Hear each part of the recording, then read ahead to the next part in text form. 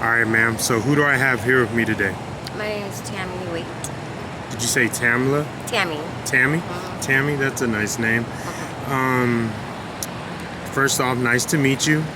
And secondly, if you feel obliged to answer, how old are you and what's your current living situation? I was born in '77, so you can figure that out, whatever. And I currently stay in my car. Currently stay in your car? Mm. So you're not all the way displaced out here. What's a day in a life like for you? Out here, being a female, being a woman. What's it like? What's the trial and tribulations like? Is it scary? Is it nerve-wracking? Do you have a companion, someone who's with you who can aid and assist when things get tough? Yeah, I have a dog and my boyfriend. We've been together for like 15 years though, so Man, that's it's awesome. like my husband, whatever. And I don't know. We've been out here about a year, almost a year and a half. Wow, I'm that's a from long Oregon. time. Yeah, I'm from Oregon, and we've been out here for a year and a half in my car, and I don't know, like just like the last summer, it was just about like trying to like stay alive, really. Yeah, I can Honestly, agree. like the weather, you know what I mean?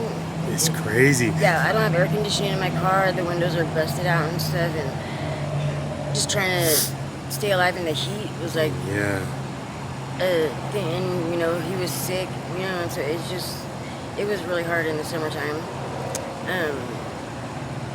But Would you say that it's easier having somebody by your side versus being out here alone? oh, definitely, yeah, for sure, yeah. What are the pluses? What are the pros and cons of having a significant other out here?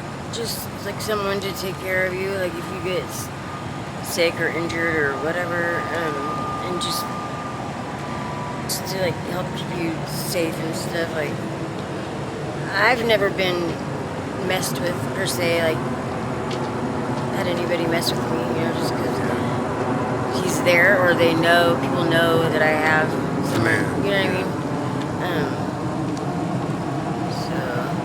So Yeah. Now, you just said that you're from Oregon, right? I'm all over the valley, and I do these interviews all over. 90% of the people from Arizona that are displaced, they're not from here. They're like transplants, like you, which it's no problem or nothing. But could you elaborate on what made you come, to Arizona from Oregon? Was it the weather? Just what was it? Brian's mom lives here, and she was really sick, and so we came down to visit her and take care of her or whatever. Yeah. And then I got in a car accident. Someone hit me, and I didn't have like they said it was my fault, but it wasn't. But so I didn't have the right kind of insurance to cover it. So Full my car coverage. wouldn't make it back to Oregon. So we've just been here dealing with trying to fix the car and do this and that. And now it's just to the point of someone busted out two of my windows, and that car is just not even. Yeah, that's awful. It's not even worth like getting it running really anymore. But we have to move it tonight, though, I guess. Oh, is that what they're saying here? Find somewhere else to park it. But yeah, it's not like it's not in drivable condition. You know what I mean? Yeah. So how are you gonna go about moving it? You don't know yet, or? I'm not sure. But that's another bonus of having a Man. Yeah, He'll figure it out. Yeah, most definitely. That's not your department. Yeah, I can understand where that's pretty cool. You know, a lot of women that I talk to who are displaced out here, wow, they have a lot of issues with like the man and stuff. Sometimes they get hit on and things of that nature, and it's always it's awful, just to say the least. But being that you have someone who would look out for you, I can imagine why that is a lot better in comparison. And that's cool that you guys have been together that long. You don't see people that been definitely out here and together that long and sticking through it. You know, that's amazing, real amazing to see. And I actually want to shout you guys out for doing that. You know, that's the real meaning of, you know, thick and thin to me. You know, sticking it out through thick and thin. Trials and tribulations. It definitely is a lot more stressful on a relationship, I guess you could say, being out here like this. But yeah, we're sticking together.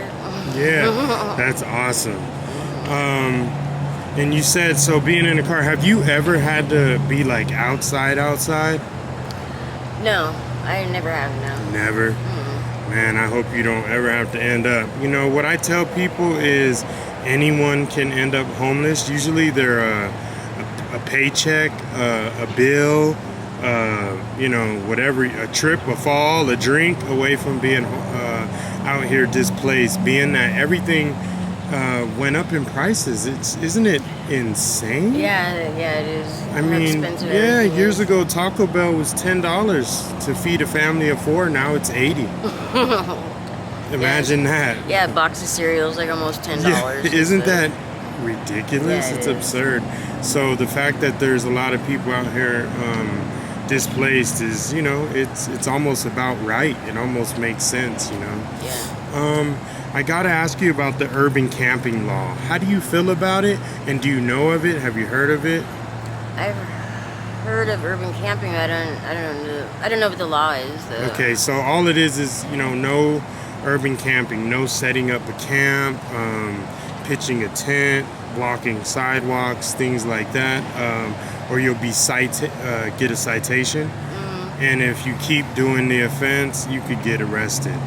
How do you feel about that? And have you noticed people, being that it passed about a month or so ago, have you seen people scared or, you know, ramping up pulling up their blankets and stuff like that? Have you seen any of that over here?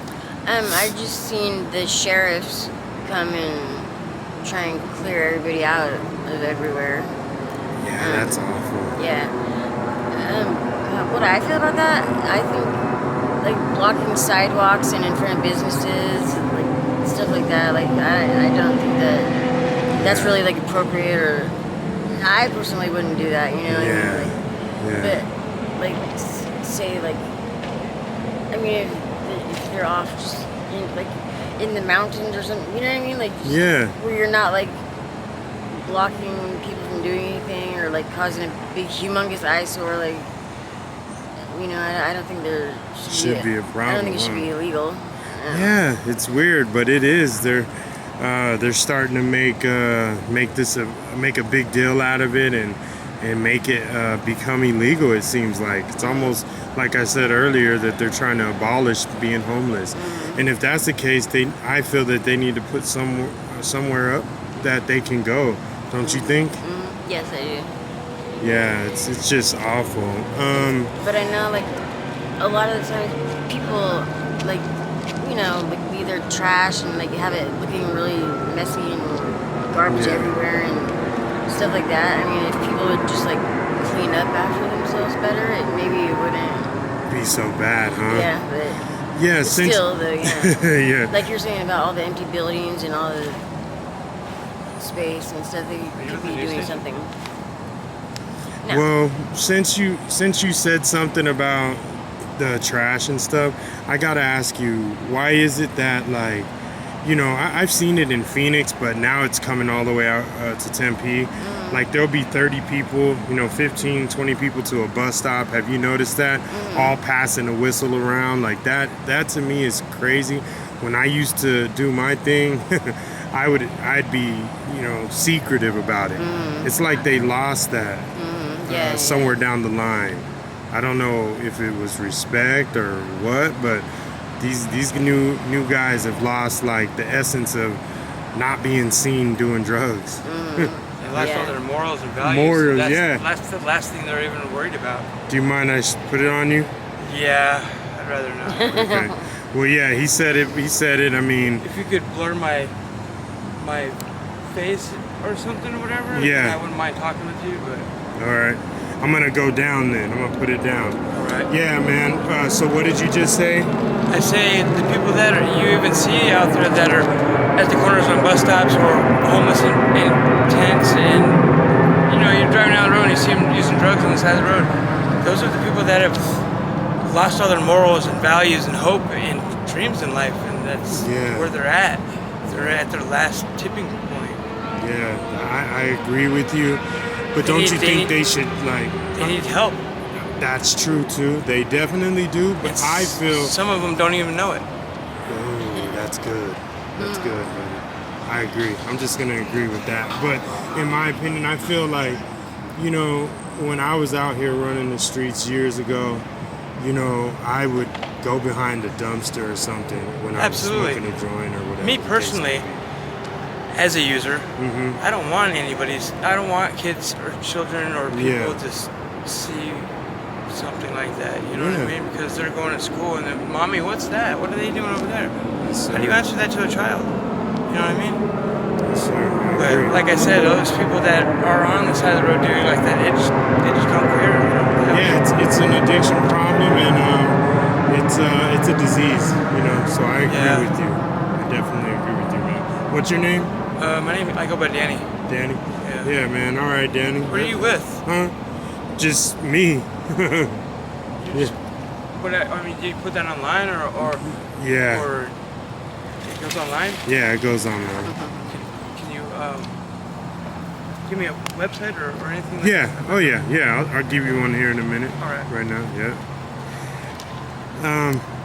So yeah, like he was saying, like Danny was saying, a lot of these people don't understand that they got problems, and I agree with that. What do you feel about that? I agree with that too. You agree with that? And not to keep you too much longer, I got a couple more questions for you. I gotta ask about this Midnight Productions thing. I laugh, not because I think it's funny, but because I always hear the whispers of people snatching up homeless people and stuff. Now, is that true, or am I being told a fib? I don't know. Okay. I'm not sure. I haven't heard much at all about that, so I don't know. Okay, so have you heard about any, homeless people being snatched up? I mean, not that I know of. I mean, I know of some people that have died just from overdose and stuff. But and I mean, in this situation, if someone disappears, it's not. How do I know they disappeared? You know what I mean? They could just be in a different part of the town. Moved on to somewhere else or whatever, and not having a phone, and nobody has phones and stuff. And, you know what I mean? It's hard to keep track of people. I agree with you. What about you, Danny, man? I'm going to take it low.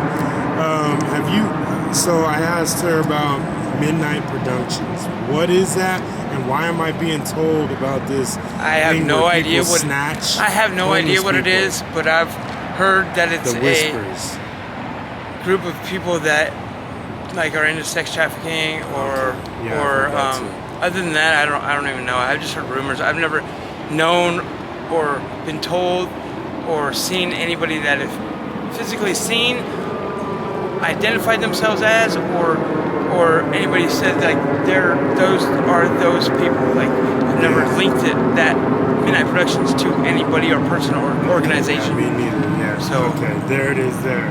Right. I don't know. Yeah. All right. And last but not least, ma'am, I gotta ask, where do you see yourself in the next 5 years, if you can think out that far? Hopefully, with a job and a house. Man, that's amazing. I hope for you. I know you can do it. I believe in you, especially if you got the support of a man, you and your husband, your significant other. You can do it. Anybody can do it when they put their mind to things. You can do it. You're very smart, well-spoken, and I believe in you. Anybody can do it. So I want to thank you for this interview. It's been an honor and a pleasure, and I just, hopefully next time I see you, I can get a part 2 or update on how you're doing. Hopefully you'll be doing better than you are today, and hopefully, you'll be getting started on what you said, getting a job and getting back to society. Thank you very much, and you have a great day, man. Right on. Thank you. Nice Yep. to meet you. Bye.